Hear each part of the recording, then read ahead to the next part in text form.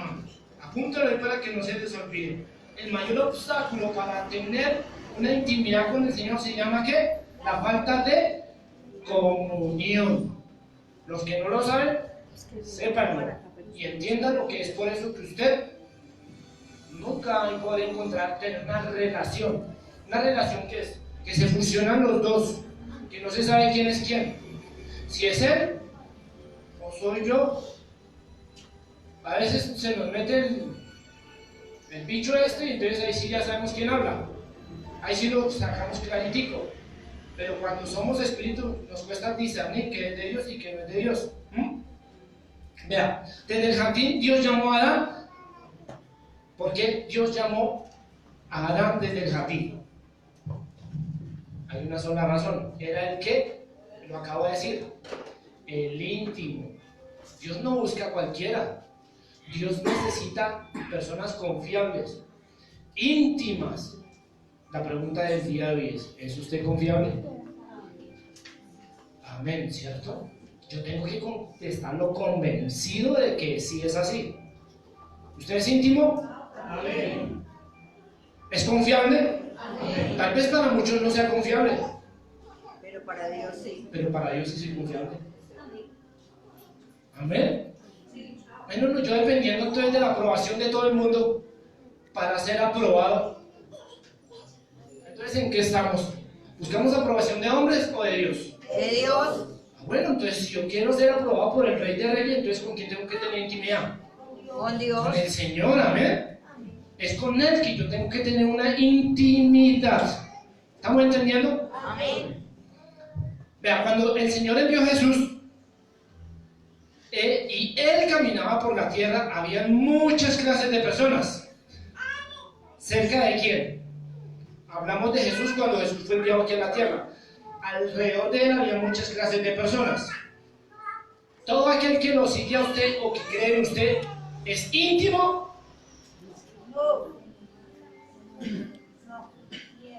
Todo, amén. Y tampoco puede ser confiable. Todos los que andaban alrededor de Jesús, entonces todos eran confiables. No. Todos eran íntimos. No. Hay varias clases de seguidores, ¿cierto? El íntimo, por ejemplo, es uno. ¿Qué clase de seguidor soy yo delante de Dios? Si yo voy a la multitud, por un milagro, muchos van por un milagro a la multitud, pero no van en búsqueda de quién. Amén. Entonces, como les enseñé la vez pasada, el diablo pensó que era el monte, por eso él quiso subir allá, y no era el monte, era el que habitaba en ¿dónde? ¿Y quién habita en el monte? El Señor. Amén. Entonces, hay varias clases de personas y son 4. Los primeros son los de la multitud, Marcos 1, 17, 18. Marcos 1, 17, 18. Y les voy a rapidito eso, me toca meterme en un vaso de agua. No, 11, 17, 18.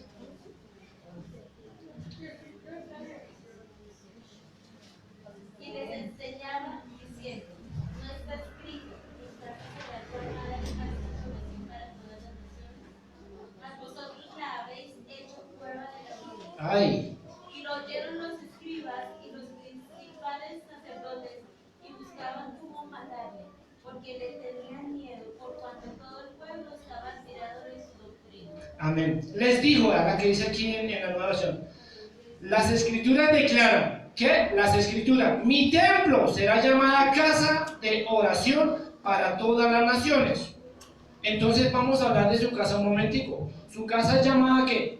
Casa de oración, templo de oración. Amén. Pues tiene que ser llamada casa de oración, porque la palabra me dice, si yo me la paso hablando que mi casa y yo le serviremos, entonces mi casa tiene que ser casa de qué? De oración.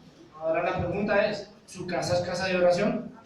¿O es casa de contienda? Pero más abajo llega y lo dice, ¿no? Dice que les dijo, las escrituras declaran, mi templo será llamado casa de oración para todas las naciones, pero ustedes lo han convertido en una ¿qué?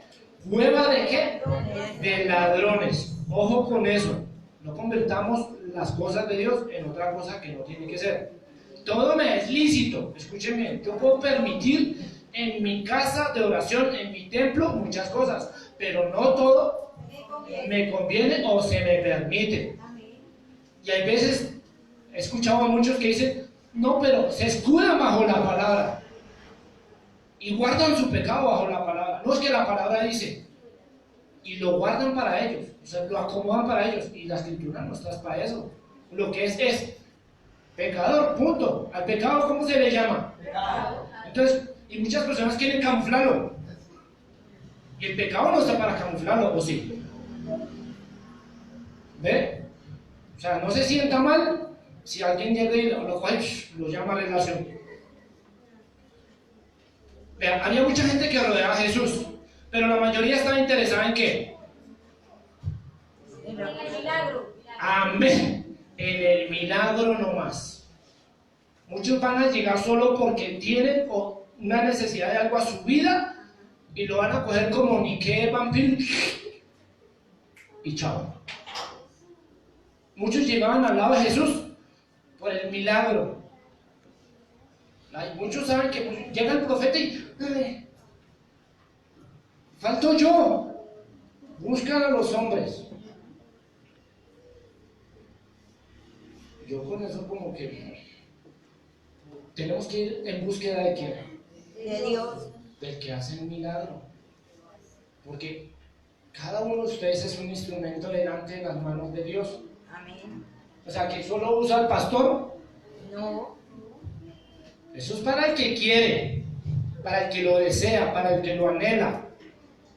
Dice, que la mayoría como regresaban a sus casas, después de haber tenido un encuentro con Jesús y haber caminado con Jesús. Que muchos regresaban a su casa y hacían su vida normal, como cuando salimos del culto. Mi vida sigue habitual, lo mismo y nada es igual. ¿Qué pasó hoy? Una bendición. ¿De qué trató la palabra? No sé, pero estuvo bueno. Sí, pregúntenos. Y vamos a hacer el ejercicio y verá. Yo más de uno le he cogido por ahí. ¿De qué se trató el devocional ahí?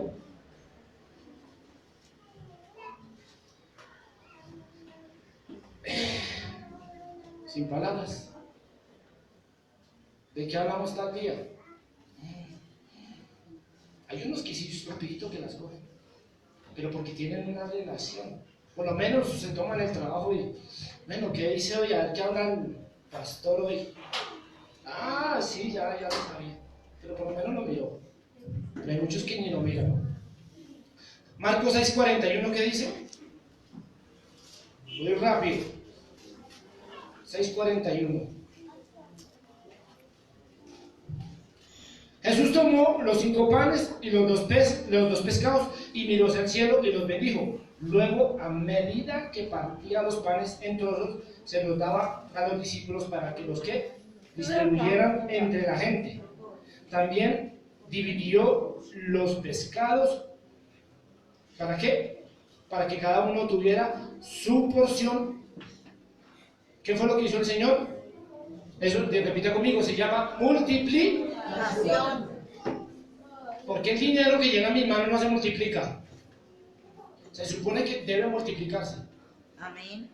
Lo cogemos y como agua entre los dedos. Porque el dinero se nos va. Consagramos el dinero al Señor. ¿Lo haces? Bien, qué bendición. Los que lo hacen, los felicito. Amén. Porque el dinero da muchas vueltas. Entonces el dinero hay que santificarlo. ¿Y de para qué ha sido usado el dinero? Para cosas malas. No sabemos. Por eso hay que bendecir el dinero. Por eso lo del diezmo se llama cobertura. El Señor guarda la provisión. Porque usted de eso que apartó, ¿será que el Señor va a ser malo y no le va a guardar su 90? Por favor, se lo va a guardar. Porque usted por lo menos se acordó del Señor. Amén. Vea, la multitud escucha la palabra, pero pocos entran. Repita conmigo. La multitud escucha la palabra, pero pocos entran en la intimidad. ¿Cómo la vieron? Muchos son oidores, pero pocos los que hacedores. Yo tengo que ser oidor y hacedor. Tengo que coordinar una cosa con la otra. Lo que escucho lo hago. Lo plasmo, lo vivo. Pero la escuché y vuelvo y digo, se fueron y por la tarde se nos olvidó. ¿Qué pasó hoy? No sé. ¿Cuántas personas discipuló Jesús?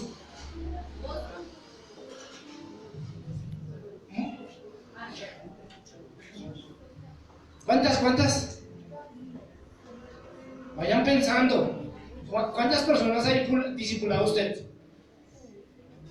Ay. Amén. Jesús discipuló 12, Muchas. pero conmocionó a qué? Al mundo. Imagínense si nosotros discipulamos así sea uno. Conmocionamos ¿qué? Una familia, y esa familia, y así se va extendiendo. Pero no, ¿es cristiano? ¿Por qué? Pues diga que sí o diga que no. Porque usted es testimonio de Dios. Es testimonio vivo. Si usted dice con la certeza, sí, yo soy cristiano. Amén. No, es que quería que me diera un consejo. Y uno todo reacio ahí, quién sabe qué me va a decir, me va a juzgar. Vea, que Edison dijo una palabra muy cierta. Dijo, me toca contestar el teléfono porque las bendiciones se me han perdido para no contestar ese barajo teléfono. Y así es. ¿Qué hiciste? ¿Qué hiciste?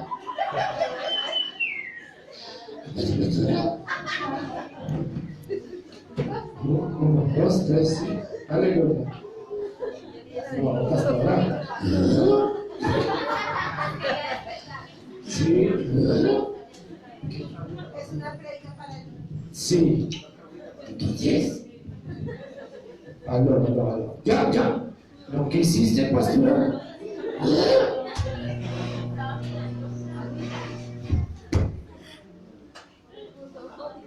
Aló. Ahora sí.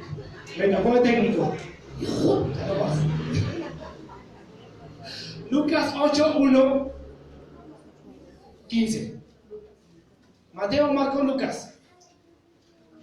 Pero se escuchó chistoso. Por lo menos se rieron un poquito. 8 del 1 al 15, pero con voz de trompeta así bien fuerte.